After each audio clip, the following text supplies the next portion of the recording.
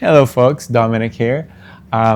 This is another storytime video, and this is perhaps the cringiest thing that I ever recall myself doing in my entire life. Back then, my sisters were going to college in the city, and during that time, I was still in high school or middle school.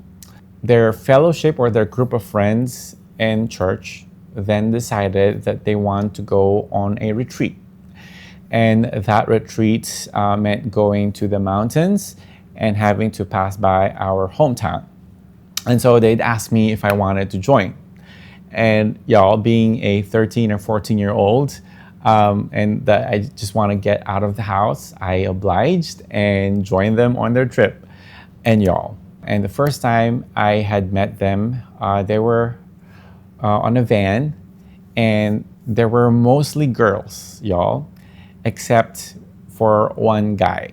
And this guy was perhaps the most handsome, most attractive person I have ever seen in my entire life, being a 14 or 13-year-old kid.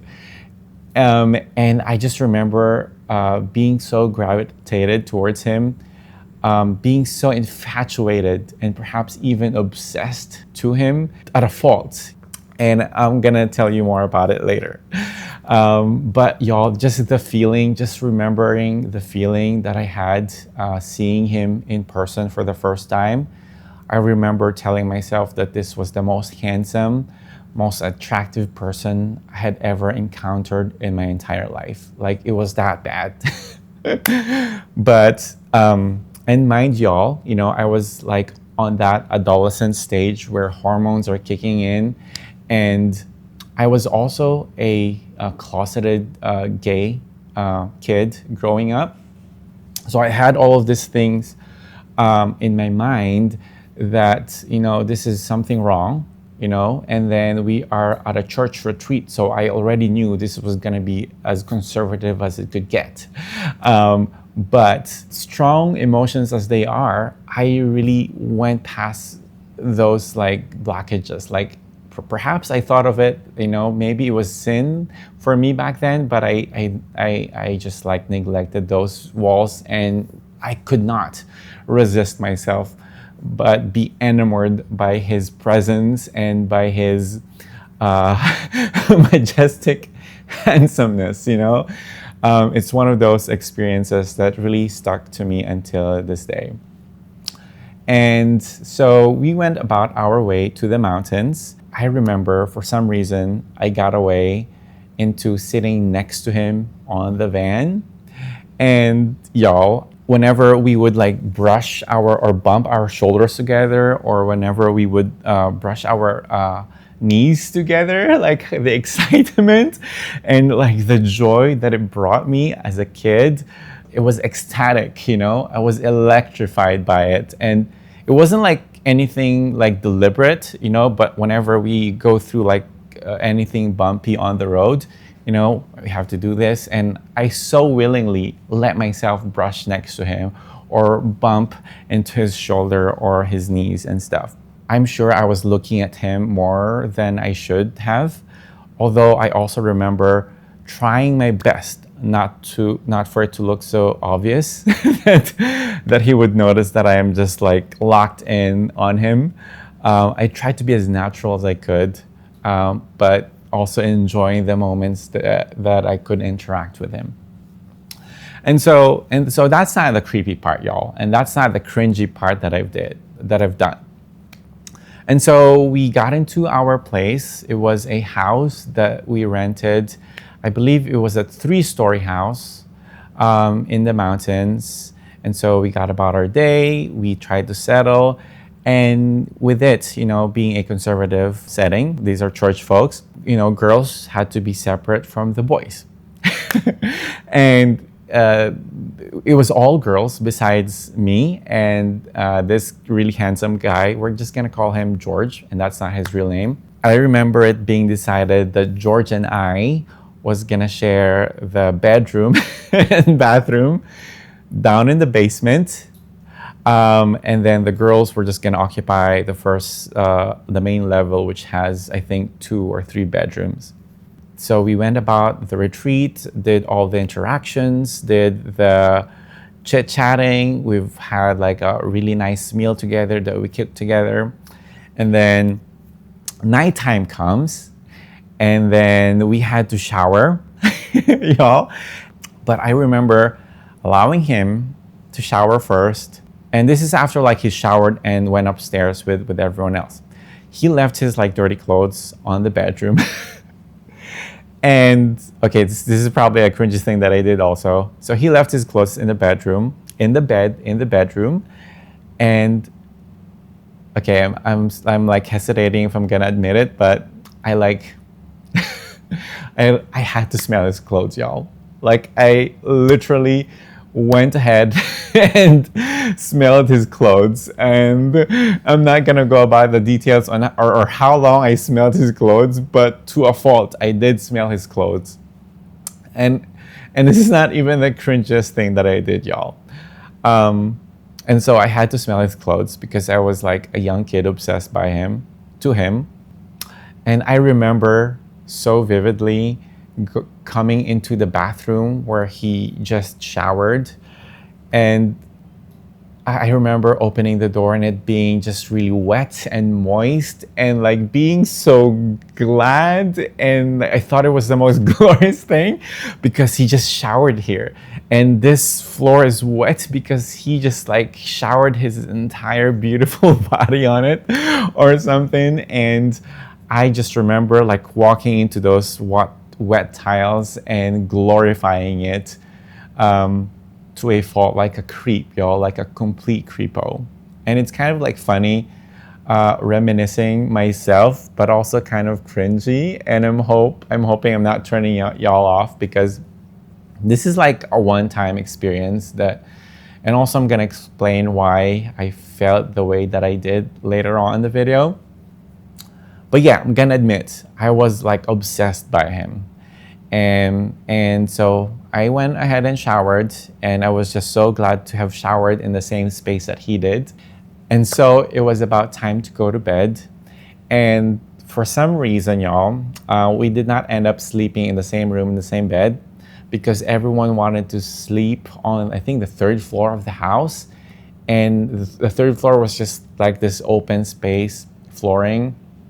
And so we took our bed foam mattresses out and just laid them all out on the 3rd floor. And so we all slept together.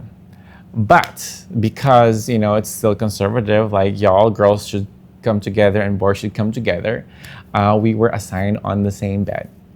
And of course, I happily slept next to him. And I remember trying to get as close to him in the bed as close as I could without it being too obvious and being too creepy.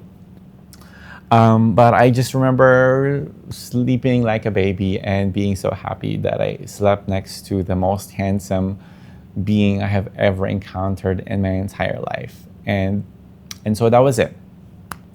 And long story short, we went about the retreat, and of course, we had to go home. And we are nearing the moments of the cringiest thing that I've ever done in my life.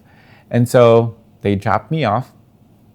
And so they went about their city and went home to their university at that time. And so I was left all alone at home. And as someone who's just experienced the most surreal experience next to the most beautiful person I've ever met, somehow I was sneaky enough to get his phone number. And I did the most horrible thing one could ever think of. Perhaps not really, it's not really the most horrible thing, but I texted him. I reached out to him. I think I really missed him at that point. I was obsessed and I missed him at that point. And what's in that text is the cringiest part that I've ever did in my entire life. So Yo, you'd think that I'd be like texting him like, "Oh, I like you," or something along those lines. But no, it was not normal. Like what I texted him was not normal. And just so mind you, my intention on texting him was because I was missing him. I wanted to connect so desperately. But what I texted him, y'all, I texted him a judgment call for some reason. A judgment call.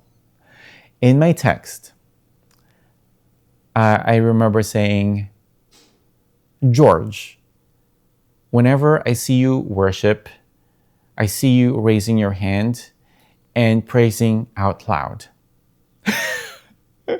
And when you praise the Lord or Jesus, He understands you, and you don't need to be loud. You could just be silent and He will get you. And you don't need to do all of this loud things.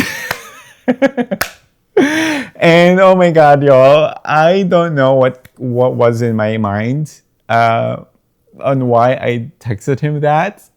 But to this day, I am just flabbergasted by the fact that I wanted to connect to him, but instead I made the biggest criticism in my life, in my entire Christianhood.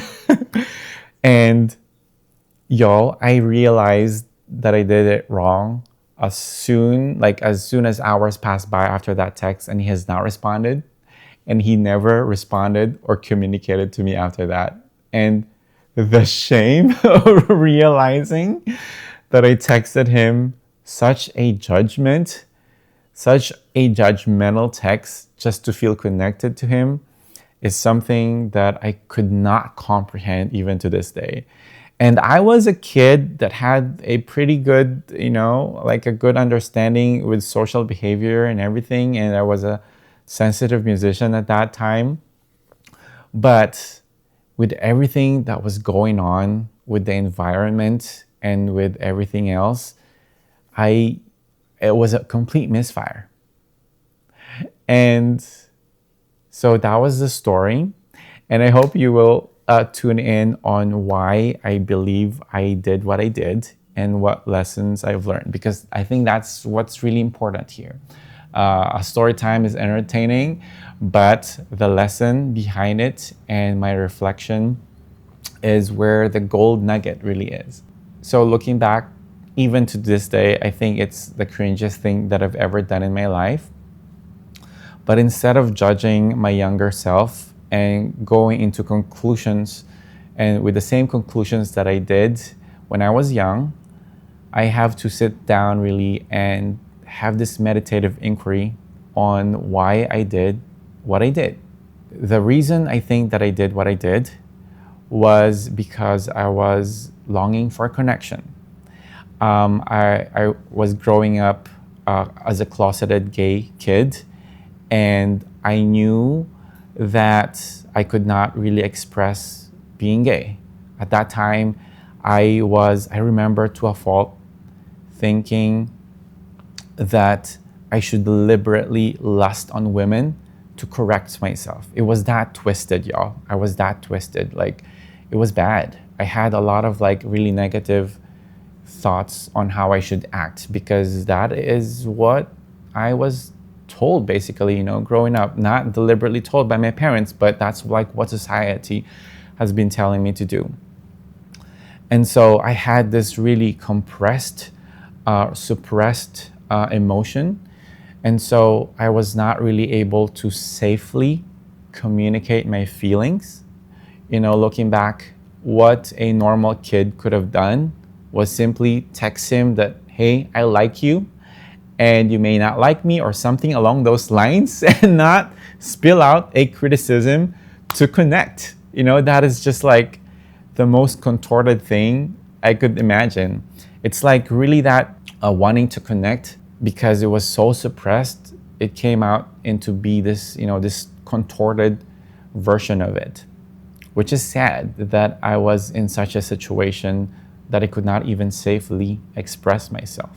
To see that this affection that I had, which is normal, although I don't think it is normal to be that obsessive, that affection then became like strategy, you know? I had to strategize somehow to be able to form that text just to connect, you know? Like I could have just said what I was feeling, but somehow I had to strategize and come up with the cringiest thing to be able to connect. Like, seriously, right? And me obsessing over him came out more as a necessity almost, because I somehow glorified him to a fault, because this was something that, you know, I absolutely desired, but a desire that I was not able to gracefully navigate because of all the suppression of all of the narrative that this is wrong and that it has to be suppressed. And so it came out to be some sort of like obsession. Looking back, what if I did not come out eventually? Would I have grown up to be a freak, like a stalker or like an obsessive person? Because this is like perhaps how you know, stalkers come about. You know, this is probably the start of their lives, or the beginning of it. And I feel blessed that I did not have to grow up like that, and that I had the courage to come out and unleash these feelings and emotions, and that I was able to navigate my desires and communicate my feelings as I was growing up. And sadly, that is not for many people.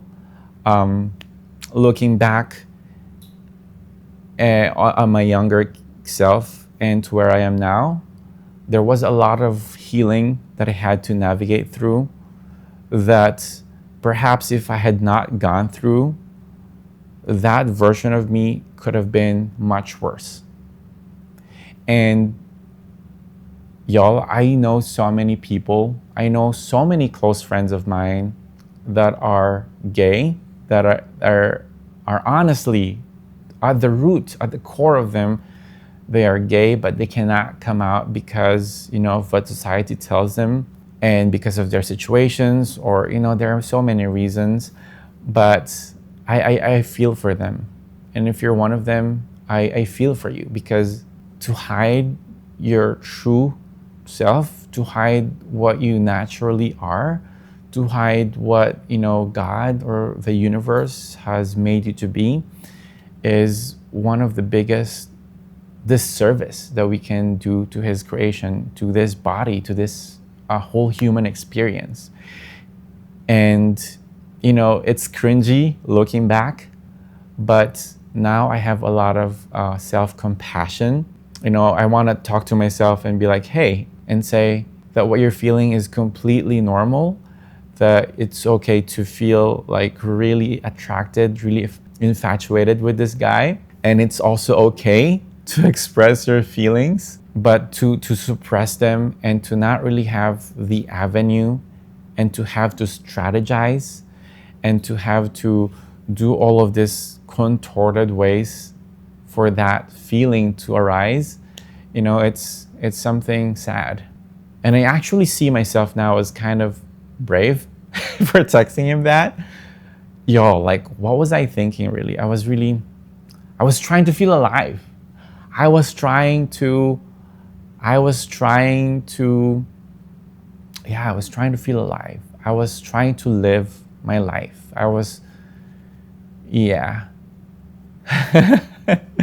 That's where we are. That's exactly how I look back now and see myself. And although it's still cringy, like kind of freaky right now, but also I'm not really holding any judgment to myself because of the environment I lived in. It was hard. It was hard growing up as a kid and having to deny what I really was. The general takeaway here is that we cannot really judge ourselves. Whenever you have done something seemingly careless, but at that time seemed like just something that you naturally did, I think it's best to really not judge yourself or not judge anyone, because what they're going through is an experience that they have to go through to be able to navigate their own journey in this difficult and judgmental world. And I'm perhaps going to share with you how I navigated my own healing journey as a gay kid growing up. But yeah, there is that. You know, I hope you will all have a great day and that you will be kind to yourselves and that you will give yourself a lot more grace, because we all deserve not really judgment, but we deserve a second look or a second take or a lot more consideration, and even more so from ourselves, because we tend to be our best critics and we tend to be really hard on ourselves. So be kind to yourself, folks, and I will see you again tomorrow for the next video.